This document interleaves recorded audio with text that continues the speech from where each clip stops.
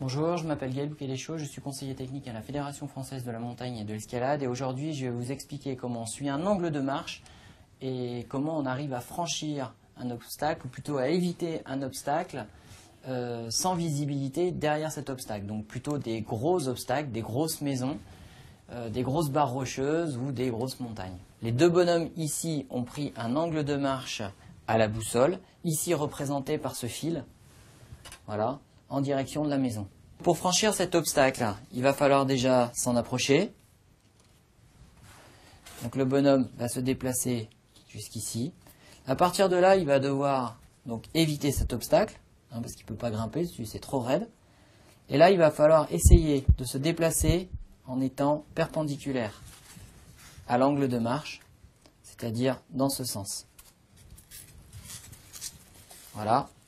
Et là, si possible, il faut compter le nombre de pas. Donc par exemple, 1, 2, 3, 4 pas.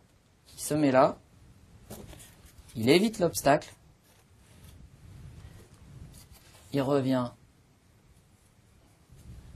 perpendiculairement. Voilà. Ici, pour se remettre dans l'axe. 1, 2, 3, 4. 4 pas. Et il se remet dans l'axe. Donc en fait le bonhomme quand il se déplace, donc là il suit la visée à la boussole avec son collègue, il faut une visée jusqu'ici. Au niveau de l'obstacle, du coup pour l'éviter, il faut il faut essayer de progresser perpendiculairement à l'axe, ici, à la visée à la boussole, perpendiculairement, compter le nombre de pas, donc 1, 2, 3, 4, se redéplacer perpendiculairement ici, voilà.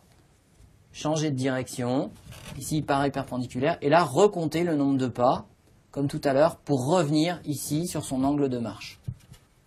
Et repartir, évidemment, comme ça.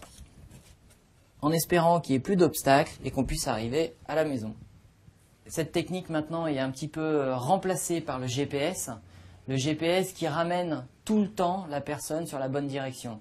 Donc c'est par exemple si je me décale sur la droite, en fait le GPS va me ramener à gauche. Je m'explique. Le GPS, en fait, lui, au fur et à mesure qu'on va se décaler de l'obstacle, de toute façon, il nous indiquera toujours la direction de la maison. Donc c'est l'avantage. Donc là, je peux aller avancer avec le bonhomme jusqu'ici. Voilà. Et quand je vais arriver de l'autre côté de l'obstacle, si je veux revenir, il m'indiquera de toute façon la maison. Voilà. Et là, j'avance et j'arrive à la maison. Et voilà, maintenant, vous savez éviter un obstacle, donc sans visibilité de l'autre côté.